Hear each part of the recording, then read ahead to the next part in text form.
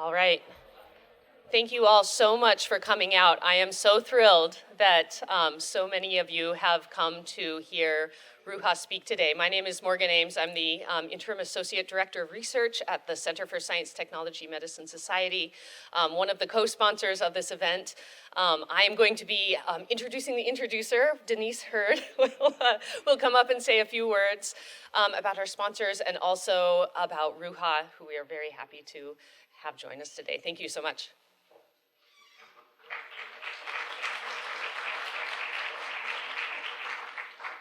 Well, good afternoon and welcome. It's my great pleasure to be here and also to be able to introduce our special guest speaker for today's talk, Professor Ruha Benjamin. Dr. Benjamin is an associate professor of African American Studies at Princeton University. She's the founder of the Just Data Lab and author of 2 path-breaking books. The first one is The People's Science, Bodies and Rights on the Stem Cell Frontier. That came out in 2013. And her new book that just came out that I hope that you got your copy of is The Race After Technology, Abolitionist Tools for the New Jim Crow. And she also has some other distinguished publications. Ruha's work investigates the social dimensions of science, medicine, and technology with a focus on the relationship between innovation and inequity, health and justice, knowledge and power. She is the recipient of numerous awards and fellowships, including one from the American Council of Learned Societies, National Science Foundation, Institute for Advanced Study, and the President's Award for Distinguished Teaching at Princeton University. I also had the pleasure of getting to know Ruha she worked with me when she was a graduate student here at UC Berkeley. And I personally can attest to her creativity and brilliance. She worked with me on a project that we were doing on the cultural and health dimensions of images of alcohol, drugs, and violence in rap music. So she's always been at the forefront of what's happening new in culture around African American culture, especially. I think Ruha's work is critically important for facing the challenges of creating social justice and furthering human rights in our current age of hyper-incarceration, as we as a nation and actually as a planet look increasingly to technology, to big data and algorithms to solve health and social problems. As a professor in the School of Public Health and as a person on this campus, I can tell you that there is kind of a romance with big data and with technology as something that's going to solve all of our problems. And we need the equity lens on those kind of developments. So, and also, as some of you might be aware, in this year of 2019, UC Berkeley is acknowledging 400 years of African American resistance to enslavement and oppression, since the first enslaved Africans were brought to the American colonies. And after over 300 years of slavery and legal segregation, or Jim Crow, or what Saidiya Hartman called living in the afterlife of slavery, the U.S. has now entered into a period of the new Jim Crow through mass incarceration of African Americans and other marginalized peoples, as described by Michelle Alexander. And so as we now enter the age of e-incarceration that Ruha's work is so important in referring to, as the new Jim Code, abolitionist work is increasingly important and has a special place in the struggle for justice and human rights. So before I welcome Ruha to the stage to do what I know will be a really fascinating and engaging and thoughtful presentation, I'd like to take a moment now to thank our sponsors, the Center for Science, Technology, Medicine, and Society, the Haas Institute for a Fair and Inclusive Society, of which I'm the Associate Director, the Citrus Policy Lab, the Algorithmic Fairness and Opacity Working Group, and I'd like to also thank all the volunteers and staff working here with the various co-sponsors, as well as here at the auditorium. and especially like to thank all of you for joining us today for this event.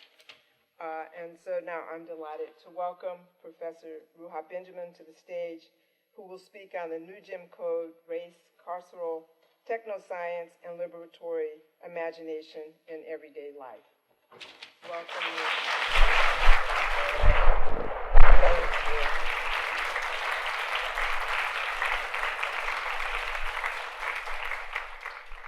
Good afternoon. It's good to be here. I graduated in 2008, so I get to see so many familiar faces, friends, colleagues, professors. Oftentimes when I'm back on campus, I get a little rash or itch because I think there's a deadline that I'm missing, and it's being back in the place you spent all those years of being a student. So, but it's lovely to be back. I really want to thank the folks behind the scenes, many who I probably don't know, but in particular, Takia Franklin for making this possible. Morgan Ames also for inviting me, and my wonderful mentor, Professor Denise Hurd. Thank you so much for having me. And thank you for all the co-sponsors. I often think of it as a mark of what's going to be a generative discussion when you have units from around campus that don't necessarily work together on a regular basis to join together and co-sponsor something like this. So I'm excited to be here. So please join me in acknowledging that the land on which we gather is a traditional and unceded territory of the Ohlone people. Let's also acknowledge the intertwined legacies, the devastation of the transatlantic slave trade and settler colonialism, which contribute to the creation and continued wealth of this university and to the nation state itself. We acknowledge the reparations owed to Black and Indigenous communities and nations, and the impossibilities of return for generations past. Let's also acknowledge the ancestors in the room this afternoon as we fight together for better futures. We are alive in an era of awakening and mobilization to preserve this planet and all the beautiful creation that is no doubt worthy of the struggle. Ashe. With that, let me begin with a recent experience I had being a nosy sociologist, walking by two men in Newark International Airport, when I overheard one say to the other, "I just want someone I can push around." I didn't stick around to hear the end of the sentence, but I could imagine all types of endings. It could be in the context of looking through resumes, deciding who to hire. I just want someone to push around at work. Or in the context of dating or marriage, I just want someone I can push around in my personal life. The desire to exercise power over others is a dominant mode of power that has been given new license to assert itself. The kind of power that requires others to be subordinate, though we should remember this is not the only mode or theory of power. At the time, I was traveling to speak with students at Harvey Mudd College about issues of technology and power. And so when I overheard this conversation, I thought about this article, an advertisement from a 1957 Mechanics Illustrated. "The robots are coming, and when they do, you'll command a host of push-button servants." And then it says, "In 1863, Abe Lincoln freed the slaves, but by 1965, slavery will be back.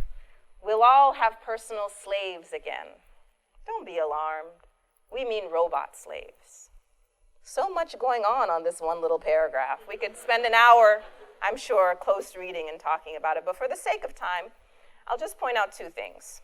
One is the date, 1957, a time when those who were pushed around in the domestic sphere, wives, domestic servants, and others, could no longer be counted on to dress you, comb your hair, and serve you meals in a jiffy, as the ad says. During World War II, many more white women entered the workforce to take up jobs formerly occupied by men who left to fight the war.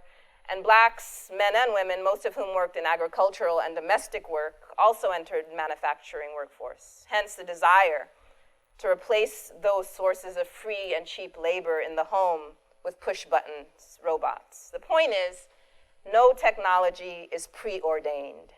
but rather the broader context makes some inventions appear desirable and inevitable. Perhaps even more telling is that we will all have personal slaves again.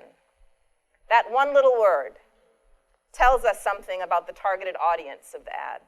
Certainly not those who are the descendants of those who were enslaved the first time. The imagined user is gendered, raced, and classed without gender, race, or class ever being mentioned. Code words in this case encode interlocking systems of inequality as part of the design process. Precisely by ignoring social inequalities, tech designers will almost certainly reproduce it. True in 1957, true today. With that, let me offer 3 provocations as a kind of trailer for the talk. This way, if you have to leave early, your phone starts buzzing, or you get distracted or bored, you'll know exactly what I want you to know. First, racism is productive. Not in the sense of being good, but in the literal capacity of racism to produce things, of value to some, even as it wreaks havoc on others. We're taught to think of racism as an aberration, a glitch, an accident, an isolated incident, a bad apple, in the backwoods, and outdated, rather than innovative, systemic, diffuse, an attached incident, the entire orchard, in the ivory tower, forward-looking, productive.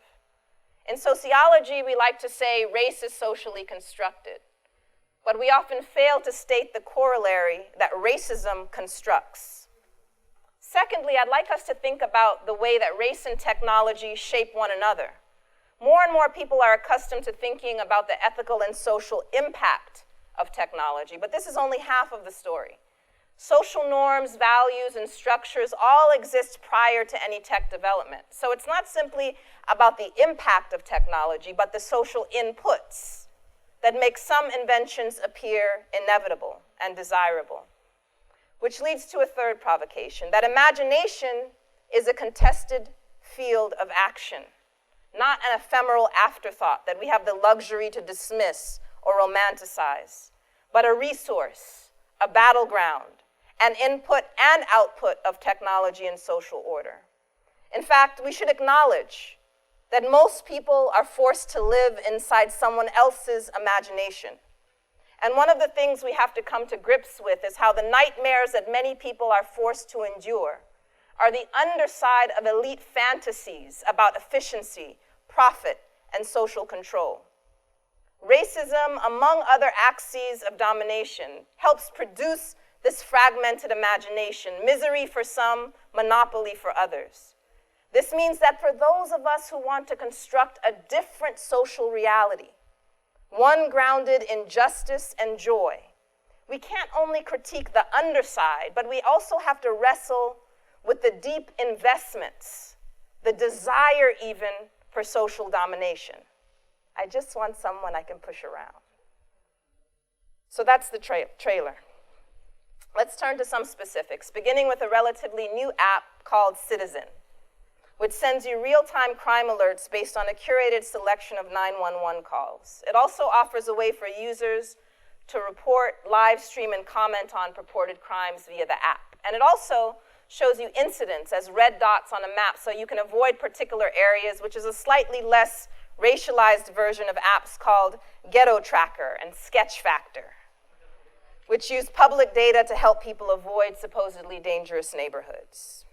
Now you're probably thinking, what could possibly go wrong in the age of barbecue Becky's calling the police on Black people cooking, walking, breathing out of place? It turns out that even a Stanford-educated environmental scientist living in the Bay Area is an ambassador of the carceral state, calling the police on a cookout at Lake Merritt. To paraphrase Claudia Rankine, the most dangerous place for Black people is in white people's imagination. It's worth noting, too, that the app Citizen was originally called the less chill name Vigilante. And in its rebranding, it also moved away from encouraging people to stop crime, but rather now simply to avoid it. As one member of the New York City Council put it, crime is now at historic lows in the city, but because residents are constantly being bombarded with push notifications of crime, they believe the city is going to hell in a handbasket. Not only is this categorically false, it's distracting people from very real public safety issues like reckless driving or the rising opioid use that don't show up on the app. What's most important to our discussion is that Citizen and other tech fixes for social problems are not simply about technology's impact on society, but also about how social norms and structures shape what tools are imagined necessary in the first place. So this dynamic is what I take up in two new books. The first, examining the interplay between race, automation, and machine bias as an extension of older forms of racial domination. The second is an edited volume on the carceral dimensions of technology across a wide array of social arenas, from more traditional sites like policing and prisons to less obvious contexts like the retail industry and digital service economy. As just one example from this volume, a chapter by Madison Van Oort draws on her ethnography of worker surveillance in the retail industry, where the same companies pitching products for policing and imprisonment to the Department of Corrections are also pitching them to H&M and Forever 21 to track employees. And even as she shows how workers are surveilled well beyond the confines of their workplaces to include even their online activity, Van Oort also highlights how her co-workers use technology in ways that counter the experience of alienated labor, what we might call duplicity at work. On this point, I'd like to just pause for a minute and turn to science fiction as part of expanding our sociological imagination. This clip that I'm going to show you is from the film Sleep Dealers by Alex Rivera, and it reveals how global capitalism is ever ready to turn racialized populations into automata. Mexicans, not as migrant workers, but machines that work in the US without setting foot in this country.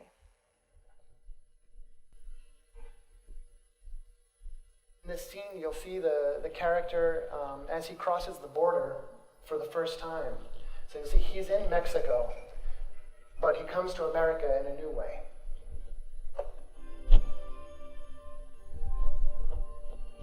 Cerca de la colonia donde vivía, en las afueras de la ciudad, estaban las infomaquilas, los sleep dealers.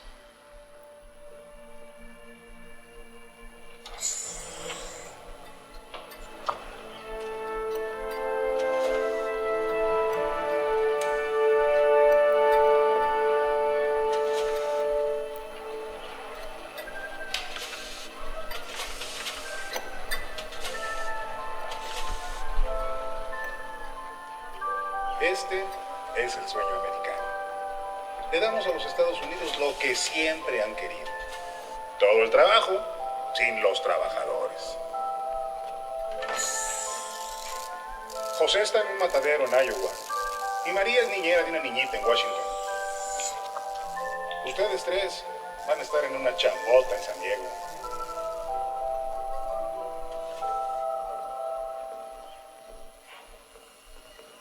Muchacho, enchúfate. Tu futuro empieza hoy.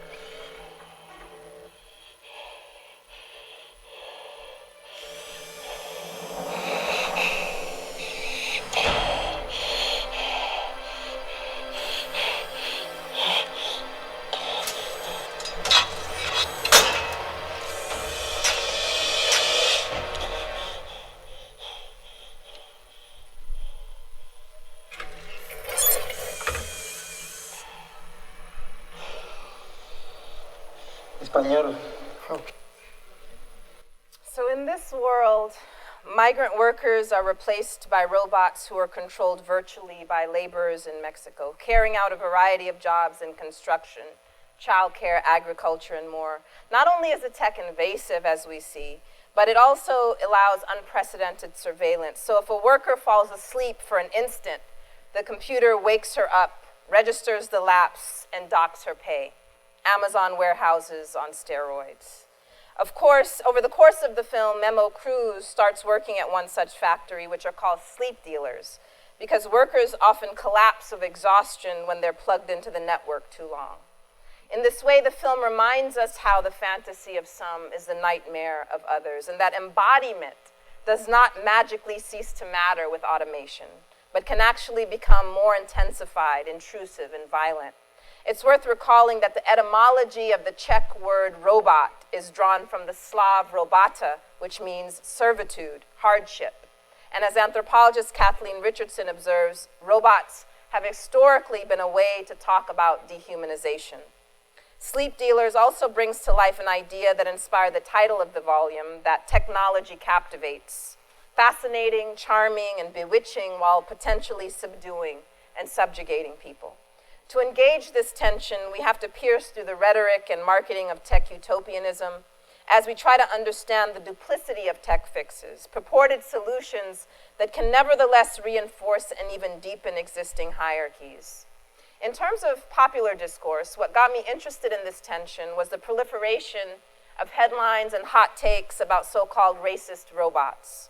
A first wave of stories seemed to be shocked at the prospect that, in Langdon Winner's terms, artifacts have politics. A second wave seemed less surprised. Well, of course, technology inherits its creators' biases. And now I think we've entered a phase of attempts to override or address the default settings of racist robots, for better or worse. And one of the challenges we face is how to meaningfully differentiate technologies that are used to differentiate us.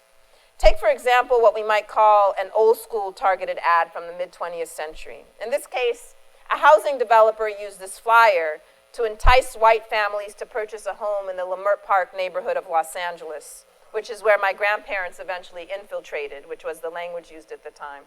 But at this point in the story, the developers were trying to entice white buyers only by promising them, quote, beneficial restrictions. These were racial covenants that restricted someone from selling their property to black people and other unwanted groups. But then comes the Civil Rights Movement, the Fair Housing Act of 1968, which sought to protect people from discrimination when renting or buying a home. But did it?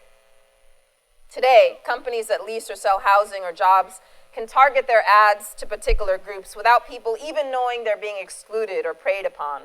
And as ProPublica investigators have shown, these discriminatory ads are often approved within minutes of being submitted, despite Facebook's official policy. Though it's worth noting that in just the last month, advocacy groups have brought the first civil rights lawsuit against housing companies for discriminating against older people using Facebook's targeted ad system. And so, in reflecting on the connection between the past and present, this combination of coded bias and imagined objectivity is what I term the new Jim Code. Innovation that enables social containment while appearing fairer than discriminatory practices of a previous era.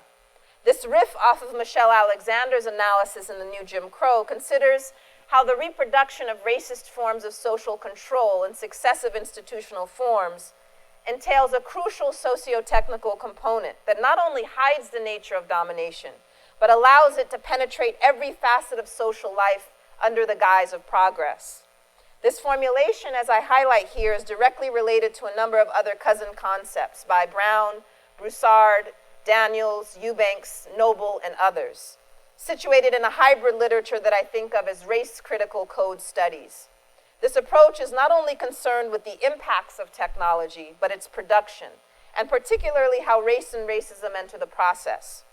Two works that I'll just illustrate are Sophia Noble's Algorithms of Oppression, in which she argues that racist and sexist Google search results, like pornographic images returned when you type in the phrase black girls, grow out of a corporate logic of either willful neglect or a profit imperative that makes money from racism and sexism.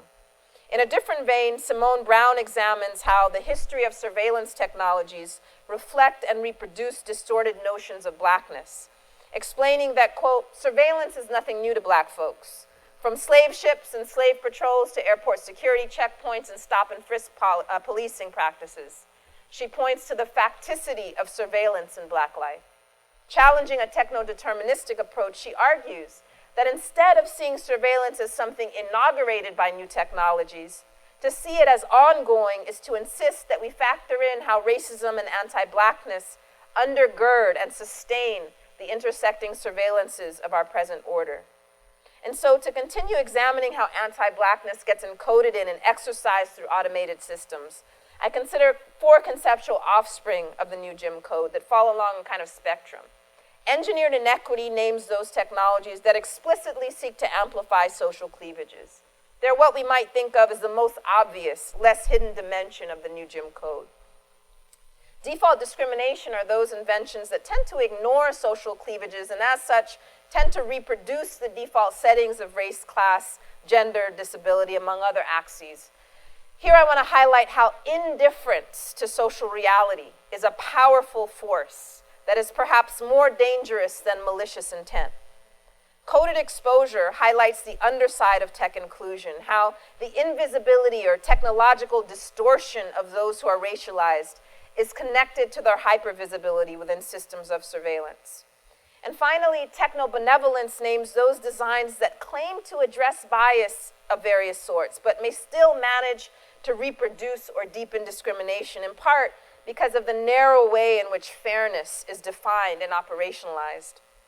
For the sake of time, I'm just going to sketch the last 3 with examples. So, default discrimination includes those technologies that reinforce inequities precisely because tech designers fail to seriously attend to the social context of their work. Take, for example, carceral tools that underpin the US prison industry as a key feature of the new Jim Code. At every stage of the process, from policing, sentencing, imprisonment to parole, automated decision systems are being adopted. A recent study by investigators, again at ProPublica, which many of you are probably familiar with, examined the risk scores used to predict whether individuals were likely to commit another offense once paroled.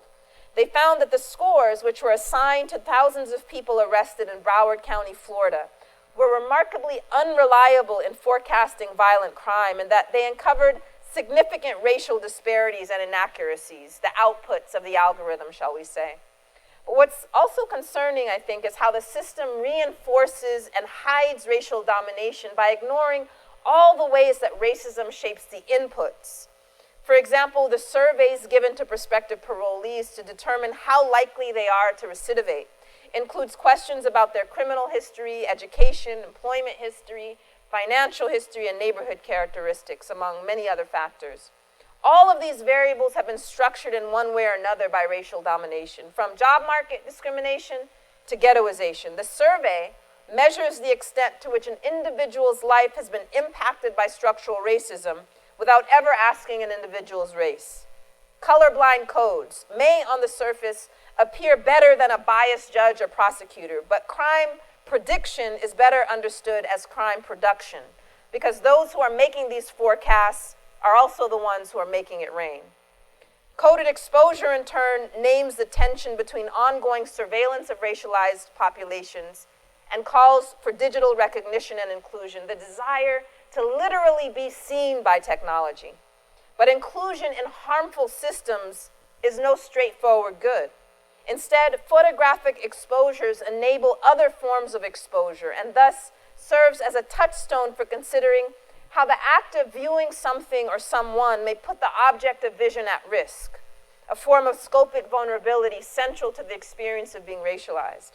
What I'd like to underscore is that it's not only in the process of being out of sight, but also in the danger of being too centered that racialized groups are made vulnerable. In Alondra Nelson's terms, this is a dialectic of neglect and surveillance at work. So that being included is not simply positive recognition, but can be a form of unwanted exposure, but not without creative resistance, as I'll come back to in just a minute. But first, one more brief interlude. Hello? Motion sensors. Motion Emotioning. Emotioning. Please sense me.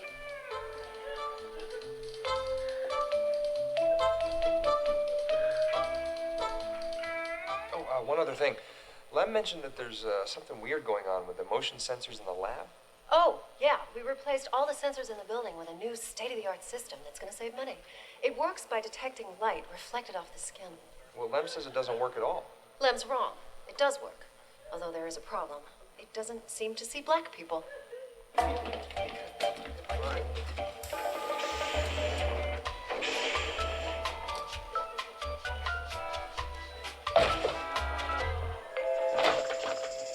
This system doesn't see black people? I know. Weird, huh? That's more than weird, Veronica. That's basically, well, racist. The company's position is that it's actually the opposite of racist because it's not targeting black people, it's just ignoring them. They insist the worst people can call it is indifferent. Nothing. We never should have let that white guy off. Wait like him in an elevator. Of course the white guy's gonna get off. Veronica? Oh, God, this looks way too aggressive. No, it's okay. I think I know why you're all here. Well, most of you. I have something prepared. Veronica, you are a terrific boss. Thank you, Lem. I'll take it from here. Let me start by apologizing on behalf of Viridian for this inexcusable situation. I laid into Veronica pretty good. I figured it was my only shot, so I took the gloves off. Well, sounds great, Lem. Sounds like you gave the company a really strong message. Oh, yeah. She said they're working 24/7 to make things right.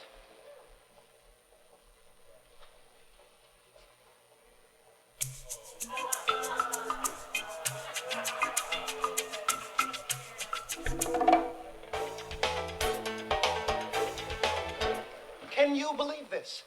I know, isn't it great? We all get our own free white guys. You like it? Yeah. Hey, Todd's the best.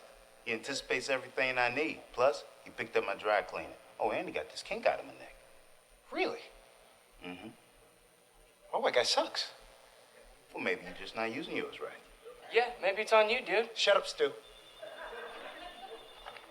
I got the worst black guy.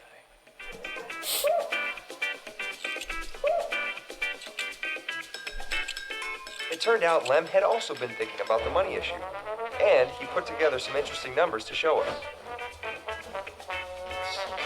And then, we all went to speak to management in a language they could understand, within a margin of error of plus or minus 1%.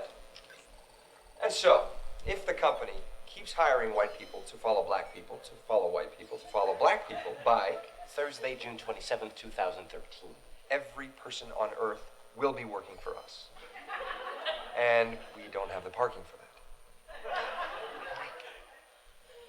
All right, so the show brilliantly depicts how a superficial corporate diversity ethos, prioritization of efficiency over equity, and the default whiteness of tech development work together to ensure innovation literally produces containment.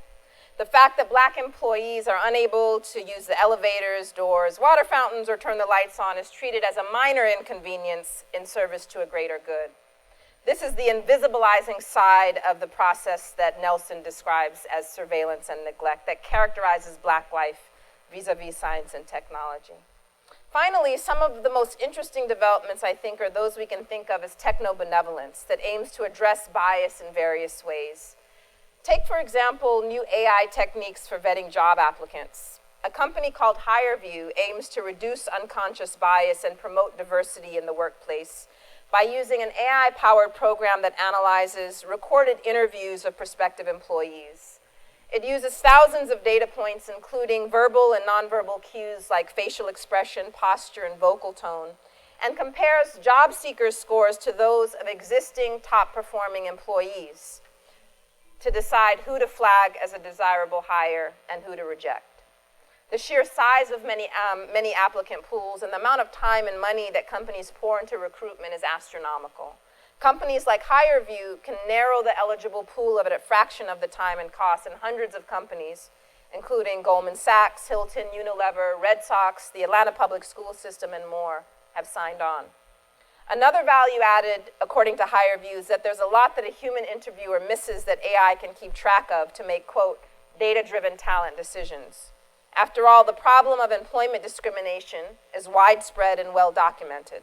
So the logic goes, wouldn't this be even more reason to outsource decisions to AI? Well, consider a study by a Princeton team of computer scientists which examined whether a popular algorithm trained on human writing online would exhibit the same racially biased tendencies that psychologists have documented among humans. In particular, they found that the algorithm associated white-sounding names with pleasant words and black-sounding names with unpleasant ones, which should sound familiar for those who know the classic audit study by Betron and Mullainathan. So this is building on that to consider if AI would do better than us. So too with gender-coded words and names, as Amazon learned last year when its hiring algorithm was found discriminating against women. Nevertheless, it should be clear why technical fixes that claim to bypass human biases are so desirable. If only there was a way to slay centuries of racist and sexist demons with a social justice bot. Beyond desirable, more like magical. Magical for employers, perhaps, looking to streamline the grueling work of recruitment, but a curse for many job seekers. Whereas proponents describe a very human-like interaction, those who are on the hunt for jobs recount a different experience. Applicants are frustrated not only by the lack of human contact, but also because they have no idea how they're being evaluated and why they're repeatedly rejected. One job seeker described questioning every small movement and micro-expression and feeling a heightened sense of worthlessness because, quote, the company couldn't even assign a person for a few minutes. And as this headline puts it, your next interview could be with a racist robot, bringing us back to that problem space we started with. Though it's worth noting that some job seekers are already developing ways to subvert the system by trading answers to employers' tests and creating fake applications as informal audits of their own. In fact, one HR employee for a major company recommends slipping the words Oxford or Cambridge into your CV with invisible white ink to pass the automated screening. In terms of a more collective response, a federation of European trade unions called UNI Global has developed a charter of digital rights for workers touching on automated and AI-based decisions to be included in bargaining agreements. One of the most heartening developments to me is that tech workers themselves have increasingly been speaking out against the most egregious forms of corporate collusion with state-sanctioned racism. And if you're interested, just check out the hashtags Tech Won't Build It and No Tech for ICE campaigns to get a glimpse of some of this work. And as this article published by Science for the People reminds us, contrary to popular narratives, organizing among technical workers has a vibrant history, including engineers and technicians in the 60s and 70s who fought professionalism, individualism, and reformism to contribute to radical labor organizing. The current tech workers movement, which includes students across our many institutions, can draw from past organizers' experiences in learning to navigate the contradictions and complexities of organizing in tech today, which includes building solidarity across class and race. For example, when the predominantly East African Amazon workers in the company's Minnesota warehouse organized a strike on Prime Day to demand better work conditions, engineers from Seattle came out to support. In terms of civil society initiatives like Data for Black Lives and the Detroit Community Technology Project, these offer an even more expansive approach. The former brings together people working across a number of agencies and organizations in a proactive approach to tech justice, especially at the policy level. And the latter develops and uses technology rooted in community needs, offering support to grassroots networks, doing data justice research, including hosting what they call discotheques, which stands for Discovering Technology, which are multimedia mobile neighborhood workshop fairs that can be adapted in other locales. And I'll just mention one of the concrete collaborations that's grown out of Data for Black Lives. A few years ago, several government agencies in St. Paul, Minnesota, including the police department and the St. Paul Public Schools, formed a controversial joint powers agreement called the Innovation Project, giving these agencies broad discretion to collect and share data on young people with the goal of developing predictive tools to identify at-risk youth in the city. There was immediate and broad-based backlash from the community. And in 2017, a group of over 20 local organizations formed what they called the Stop the Cradle to Prison Algorithm Coalition. Data for Black Lives has been providing various forms of support to this coalition, and eventually the city of St. Paul dissolved the agreement in favor of a more community-led approach, which was a huge victory for the activists who'd been fighting these policies for over a year. Another very tangible abolitionist approach to the new Jim Code is the Digital Defense Playbook, which introduces a set of tools for diagnosing, dealing with, and healing the injustices of pervasive and punitive data collection and data-driven systems. The playbook contains in-depth guidelines for facilitating workshops, plus tools, tip sheets, and reflection pieces crafted from in-depth interviews with communities in Charlotte, Detroit, and Los Angeles, with the aim of engendering power, not paranoia, when it comes to technology. And finally, when it comes to rethinking STEM education as the ground zero for reimagining the relationship between technology and society, there are a number of initiatives underway, and I'll just mention this concrete resource that you can download, the Advancing Racial Literacy in Tech Handbook, developed by some wonderful colleagues at the Data and Society Research Institute.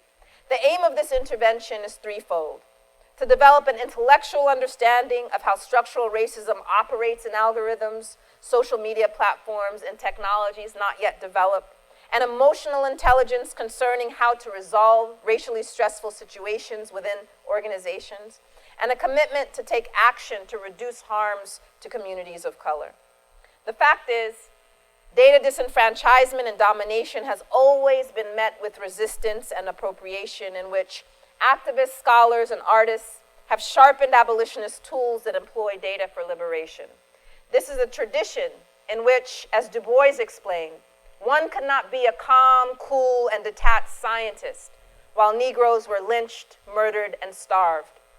From his modernist data visualizations representing the facts of Black life, to Ida B. Wells Barnett's expert deployment of statistics in the Red Record, there is a long tradition of employing and challenging data for justice. Toward that end, the late critical race scholar, Harvard professor Derek A. Bell, encouraged a radical assessment of reality through creative methods and racial reversals, insisting that to see things as they really are, you must imagine them for what they might be, which is why I think the arts and humanities are so vital to this discussion and this movement. One of my favorite examples of a racial reversal in the Bellian tradition is this parody project that begins by subverting the anti-Black logics embedded in new high-tech approaches to crime prevention. Instead of using predictive policing techniques to forecast street crime, the white-collar early warning system flips the script by creating a heat map that flags city blocks where financial crimes are likely to occur. The system not only brings the hidden but no less deadly crimes of capitalism into view, but includes an app that alerts users when they enter high-risk areas to encourage citizen policing and awareness. Taking it one step further, the development team is working on a facial recognition program to flag individuals who are likely perpetrators. And the training set used to design the algorithm includes the profile photos of 7,000 corporate executives downloaded from LinkedIn.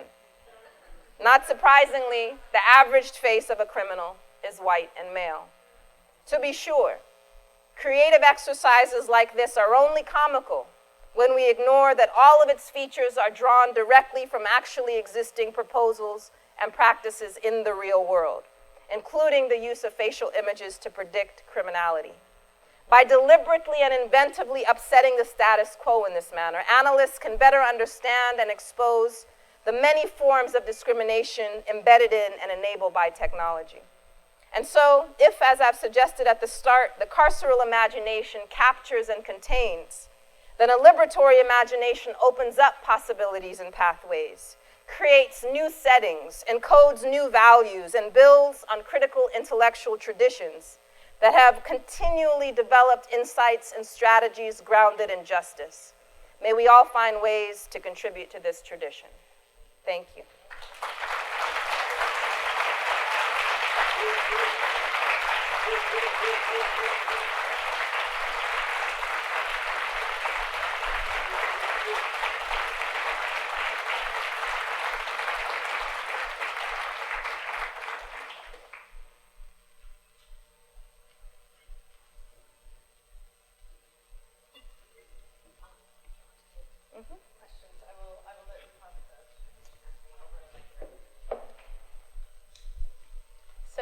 you can ask questions, but you can also, offer brief reflections too in terms of anything that speaks to the work that you're doing, the things you've been thinking about. So, most Q&As, they say, don't comment, just ask a question. But the main reason why I wrote this book is to provoke conversation and thinking. And so it's really useful to me to hear what you're thinking about, even if it's not formulated as a question. So that said, keeping it brief.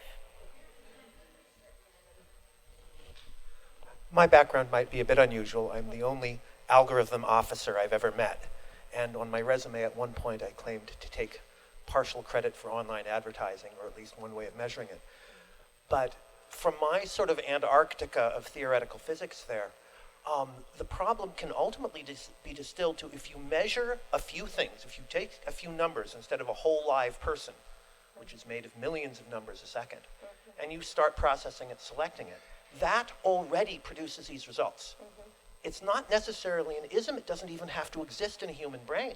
The mere process of taking in data, having a metric, and optimizing by itself can yield all of these awful results, which is mathematically chilling, but in some sense releases us from having to think there are a lot of evil bad guys actually wanting people to suffer. No. To the first part of it, in terms of the underlying reductionism that's part of the process, I would agree. And partly what I'm trying to sort of demystify is this idea that you need a racist boogeyman behind the screen. I'm trying to insist that even non-technologically mediated racism is not necessarily animated by animus. And that's the emphasis on indifference and the way in which the codification of various practices, just by clocking in and out to institutions, doing our job well, we can reproduce these systems. And so on that last point, I would agree with you. People looking for the boogeyman, really trying to hinge the analysis on the intentionality to do harm, it doesn't serve us. It hasn't served us when we looked at old school kinds of structural racism, and it doesn't serve us when we look at computer-mediated structural racism. And so when we realize that it really is about thinking about what the underlying assumptions, even if the assumption is that reducing people to these data bytes is a good thing. That is an assumption. It's prioritizing one thing over another. And so I think that we're on the same page, but it sounds like in some ways you could offer that comment as a way for us to throw our hands up and say, well, there's either nothing we can do about it or this is inevitable. Or you could offer that as a way to say, let us question those ground truths. Let us question whether we want to engage in this, mass scale reductionism. And so I think that same insight could lead to two different pathways in terms of whether we want to do something about it or not, or what that might be. But I think on that point, we agree. Thank you for your brilliant talk, and I don't use that word very often.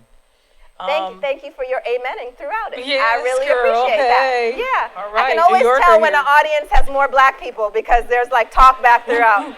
When usually it's like no one laughs at the clip. I'm like, this clip, why aren't y'all laughing? So thank you. It's nice to hear from the Amen Corner. So I have a really quick question and then a comment. The real quick question is that clip you showed from what looked like a TV series or something. Yeah, from what a is show that called Better Off Ted. Better And that Off Ted? episode is called Racial Sensitivity. And it's it's playing off of the charge brought against people who bring up issues of racism that you're being too sensitive, but it's also thinking about the lack of sensitivity. The technology doesn't sense blackness in that clip. And so you can find that online. Better Off Ted. Okay. It's off the air now though. Oh. It was too deep subversive. for them, too huh? there. Okay. Well, I come at this from a totally techno doofus standpoint. I'm an English major, retired journalist, singer, blah, blah. Don't know tech from anything, but I want to learn.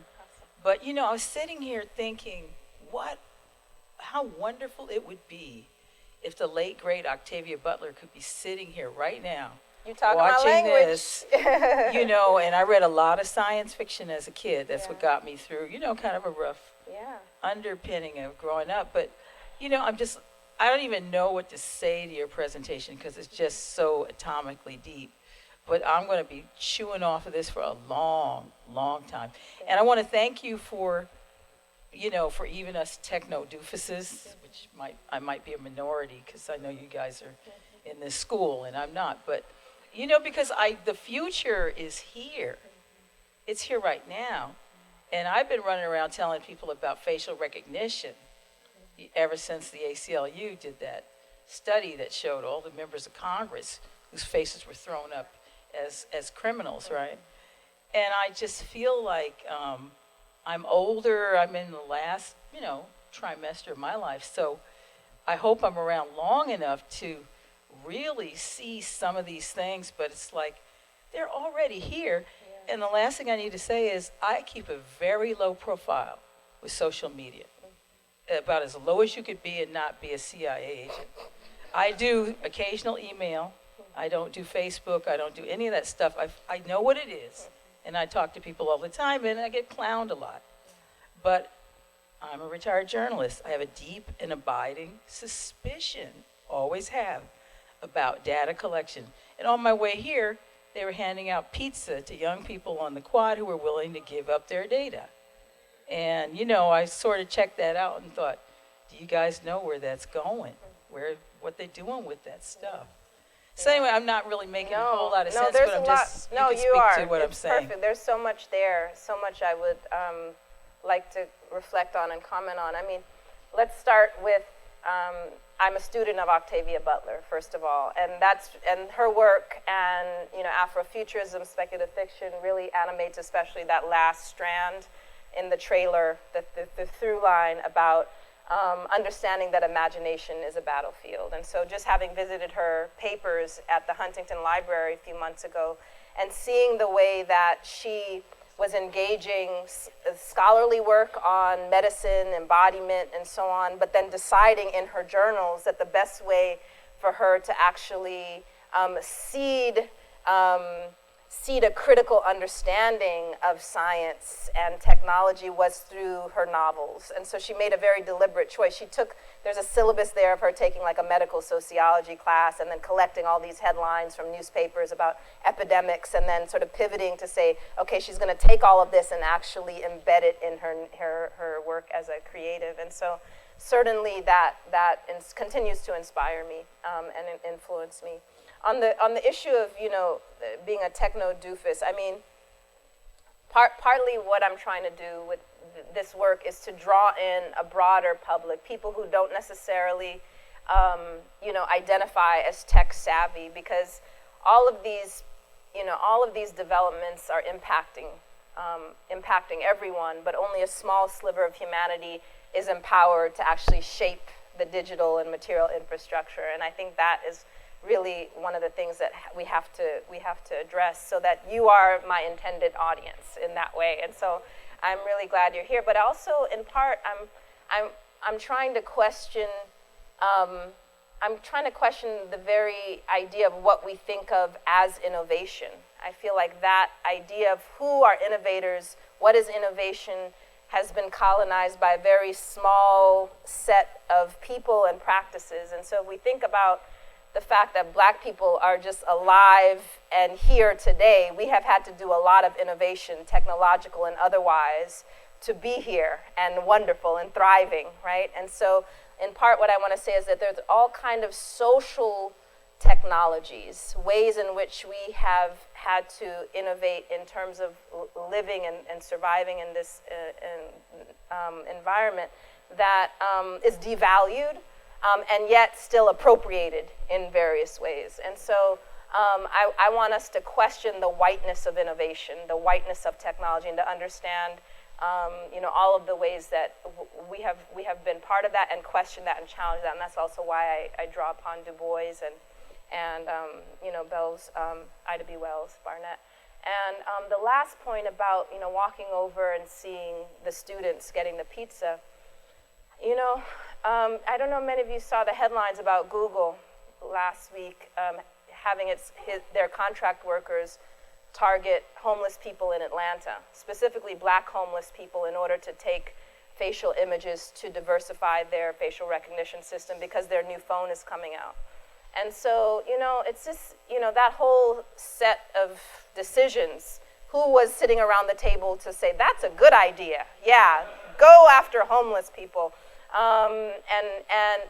Just thinking about, one, the fact that they didn't have enough black people at Google working there to do it tells us something.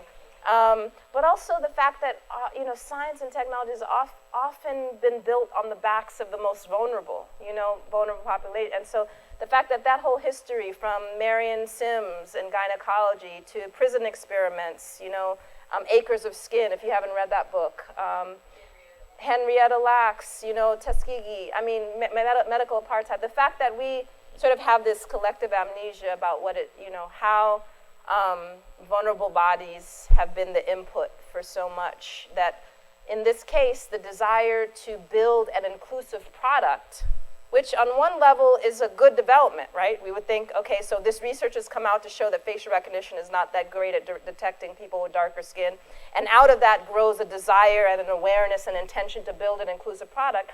But to get to that inclusive product, we have a coercive process, right? And so we need to think not just about the ends, but the means, and what's sacrificed in the process. And I would call that not just ethics, but the politics of knowledge production and technology development. And so that's just one episode in this much longer history. And I do think that we need to look at the way that students in particular are enrolled. I believe I saw some months back a similar recruitment strategy in Miami or in Florida. They were going after college students, and they were giving them similar little gift cards for coffee or something in order to get their facial images. So again, that goes back to the part of the talk about really thinking about what my colleague Kienga Yamada-Taylor would call predatory inclusion, right?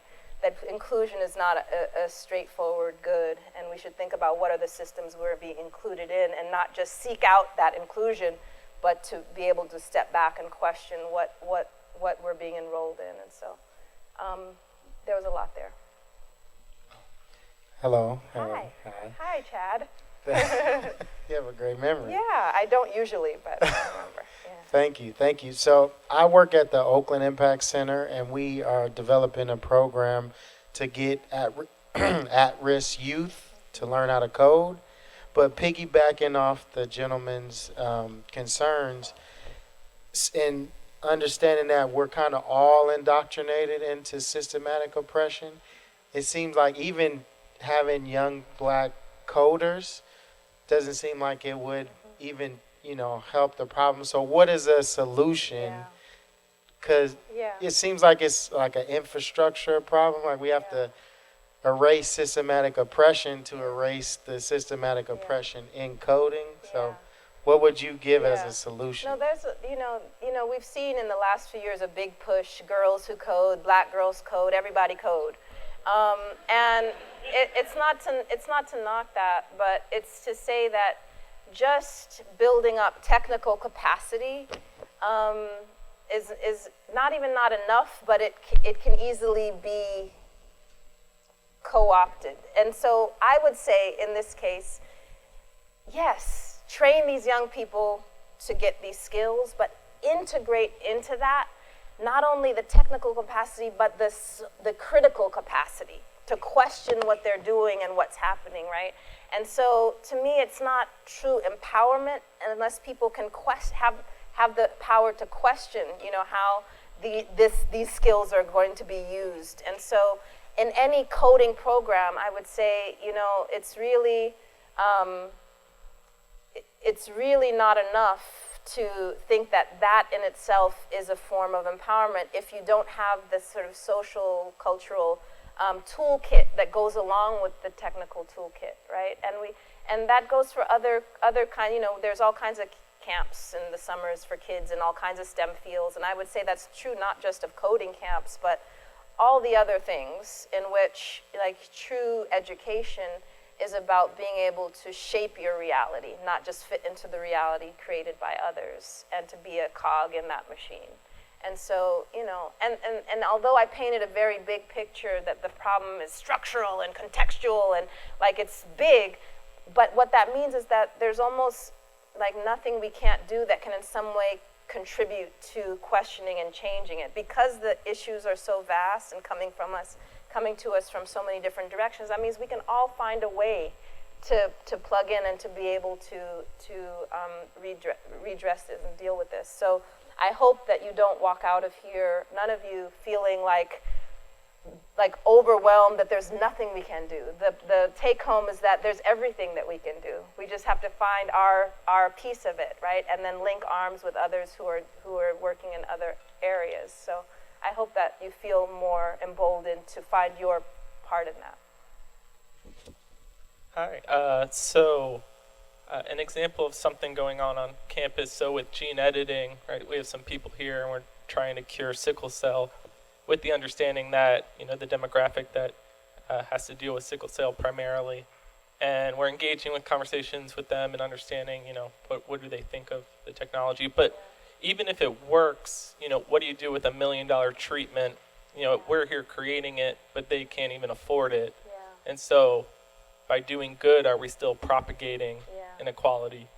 Yeah, that is a question. And that really, my first book engaged some of that. At that point, we weren't dealing with CRISPR yet, but whatever the newest genetic techniques are, the sickle cell community is always the first line in which people try to hone that new technique on this patient population. There's a long history of that. We look at Keith Waylu's work and others, and so it's good that you're already in conversation with communities, but I do think this larger issue of the health disparities, and once something is developed, even if it is developed, how people won't have access to it. So what is your responsibility in that, or your research community's responsibility in that? And partly, in my more utopian moments, I feel like we all have our professional hats, but we all are also kind of members of this society, and we should think about what kind of advocacy work we can do and use your legitimacy, use your sort of capital as researchers to advocate for this larger, whatever this larger kind of structural issues are that that the community that you're trying to help is not going to have access to this. So what does that look like? And I was talking to a student earlier today, and one of the sort of examples of this to me that I think is a model for rethinking who we are as researchers and academics is the movement called White Coats for Black Lives. And so this is a group of medical students across the country who are in medical school and realize that their medical schools aren't training them to be responsive physicians and healthcare practitioners because they do a very poor job of addressing issues of racism and equity in the medical school curriculum. And so they have linked arms, and one of the things that they do among many is to issue report cards on their medical schools to say, you got a C, you got a D, in terms of actually incorporating training to understand and to mitigate the harms of racism in the health professions. And so that's an example of students understanding that they're not just students and not just consumers of knowledge, but they have a responsibility to think about what is this profession that we're being trained into. And it kind of goes back to this example as well.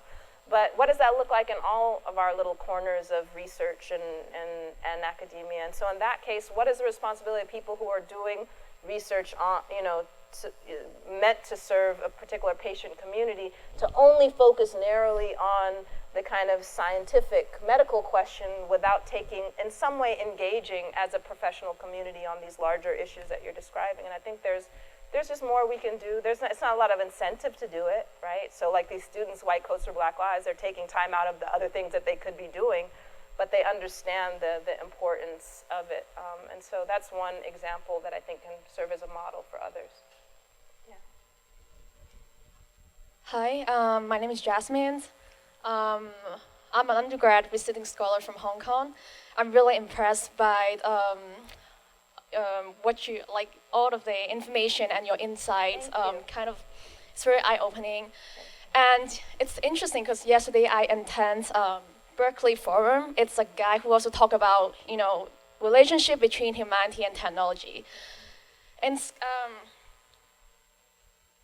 it's for me, to be honest, personally, I feel a little bit overwhelming because like I am from a background of literature and sociology, which I have no knowledge, not knowledge, but like not a lot of professional knowledge about technology, and it's a common problem that most of the time we don't really aware of the potential risk and threats behind, while we're using technology.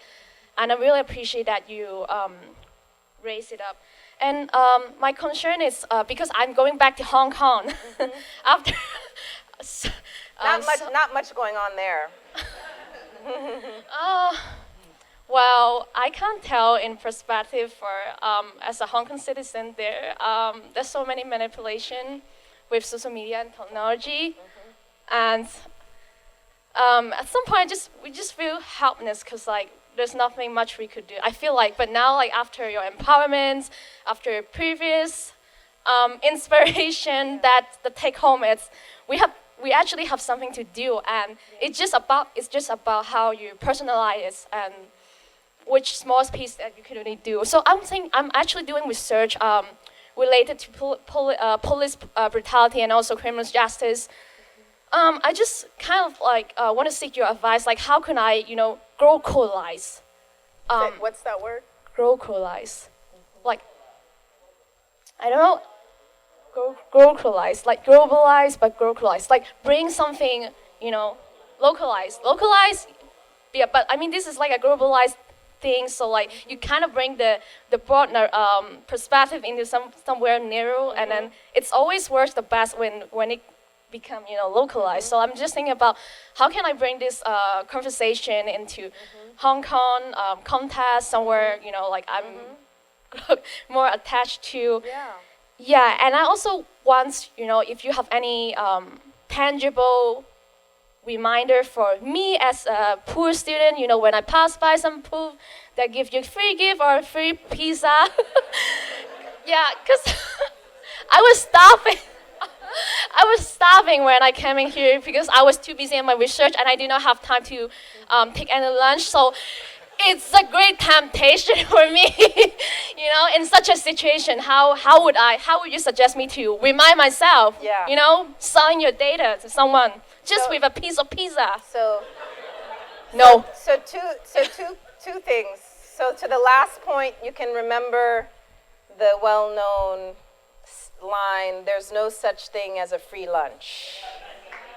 And even when you think about the idea of having access to something, access to technology, access to a free if you have access to something, it has access to you, right? And so if you think about just in the context of educational technologies, a lot of people are starting to realize that yes, putting a laptop in front of every kid, they have access to that, but the technology also has access to all of this data that's also being fed. And so just thinking about this two-way, this line, and it's not a horizontal line, in terms of these data-driven systems. So I'm thinking, for example, about these growing sort of revolts, local revolts against this kind of access. So I think about these Brooklyn students, high school students, who were sitting in front of this Facebook educational technology system for I don't know how long, and they only had like 15 to 20 minutes of time with a human teacher a week. And they walked out and they revolted. And there's a whole town in Kansas, for example, there was another system that the school board adopted, and the parents, the students, everyone sort of rose up against this. And so I think your intuition is right in terms of local movement and action, and I would suggest one of the first things that you can do going back is to pick up a book, if you haven't seen it yet, called Twitter and Tear Gas by Zainab Tufekci. She's actually been in Hong Kong these last few months. She studies the role of social media and technology in these movements. She did a lot of work in the Arab Spring and in her native Turkey. But now and you can actually get the book, but also follow her on Twitter because she's sort of live tweeting her reports from this. And read that book, and then as you're reading, think about how a lot of the concepts that she's developing there apply when you go back. So that would be what I would say for you, and good luck. Hi, thank you so much for this talk. I used to be a English professor, and I started working with nonprofit organizations around these issues because I was getting depressed and feeling useless. And one of the things that I loved about this talk was the way that you linked imagination and critical thought and gave a place for literature and artistic renderings of all of this. And it just made me think, oh, maybe I can, there's something that I can do back in what I used to do. I mean, I'm happy doing what I'm doing with the nonprofit organizations. But the other thing that I wanted to say, and the question that I wanted to ask, and it's sort of your question, it sort of links with your question. I've been thinking a lot about privacy nihilism, and as I have been working with young people and parents around screens in schools, and there is that sense, like, well, they've already got me, you know, and so I just want to give up. And so I feel now, after your talk, and I can't wait to dig more into your book, I feel like I'm going to be better equipped to address that attitude, but I'm wondering, I wanted to ask you right now if there is anything that you could say to kind of get the wheels turning more quickly. Yeah, and so some of those examples I just mentioned in the last comment, but also I'm looking at my colleague, Professor Desmond Patton, sitting right there, who's the expert on young people and families and technology. And so, can you raise your hand? Yay! And he's actually speaking tomorrow, if you can come back to campus. At what time? Oh, you don't know. Okay. We'll find out. Does anyone know? 4 o'clock p.m. And that's okay, but one of the things I learned through his work is that, yes, nihilism might be part of it, but also there is a desire, like in terms of using technology and surveillance as a way to keep parents, as thinking of it as a way to know things about their children, to keep them. So there's also a desire for it in if the other alternative is to have no information or no feeling like you have no control. And so I'm probably misrepresenting exactly what the take-homes are, but all I know is that I think it's more complicated than just a binary between, just kind of top-down surveillance and, a kind of liberatory approach, but there's a middle way in which people actually feel like they want to use these technologies to enact some forms of safety and data collection. And so I would say look up Desmond Patton's work, and maybe, I don't know if they're live streaming the talk or not, but this really thinking about the bottom-up demand for certain ways to track in the name of security and safety. So that's not as helpful, but as my go-to. Do we have time for one more question? Anyone have the mic? Yes, go ahead. Okay. Yeah. So I'm a computer science person. Yeah. I haven't spent time really thinking about fairness. Although I know that like some of my colleagues do, including, do you know Moritz Hart? I don't. Okay, so he's on the faculty here. Okay. His office is in this building. Awesome. They have this actually organization called FATML, which is fairness, accountability, and transparency in machine learning. And again, so I'm not an expert. I don't know if there's Moritz in this room right now. But they taught a course on some of the papers they've been writing in this space. Yeah. And I guess one of the things that I saw from one of their lectures was you can imagine trying to come up with a mathematical definition of like what it means for, let's say, an algorithm to be fair. Like you might say, some of the pictures you showed, the app failed to identify that a person was there, the dark-skinned man, and somehow that's unfair to black people. The app is unfair, or when they give scores that are higher to one group, that's unfair. So they try to define like what does it mean to be fair, and one of the definitions was, I think I might get it wrong again, it's not my area of research, but predictive parity. So what's the probability that you say they're going to default on the loan, given that they're actually going to default on it? And what is that for white people? What is it for black people? Do you get the same kind of accuracy for both? And then another one was like false positive rate was like they had another, and also the negative. What's the probability that you say they're not going to default, given they're not going to default? And if you get that the same for different like groups, like blacks and whites, let's say, you say that it's fair for predictive parity. And then there's like false positive parity, which is like, do you have the same false positive rate for blacks and whites?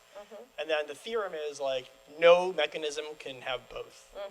You know, it's like mathematically impossible for any machine learning algorithm to achieve both.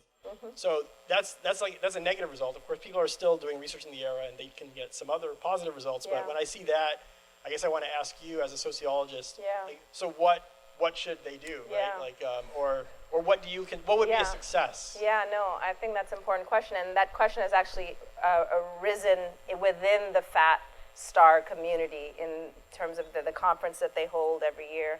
And so one of the things that's evolved is a questioning of those narrow definitions of fairness. And so this year coming at the conference, they've developed a track that I won't know exactly what the acronym stands for, but it's CRAFT. So it's a critique and an evolution of the conversation within that field to say that we can't just limit ourselves to trying to hone these very narrow definitions of fairness when the larger context that we're trying to model is so deeply unjust. So if you just take like the risk scores, and if the attempt is to make sure that the predictions match the rate of crime in the larger society as one of the particular forms of fairness, but that crime rate itself has been produced through racial profiling and policing, then if the model is simply just mirroring the social reality, and by that definition you say, okay, we have a good model,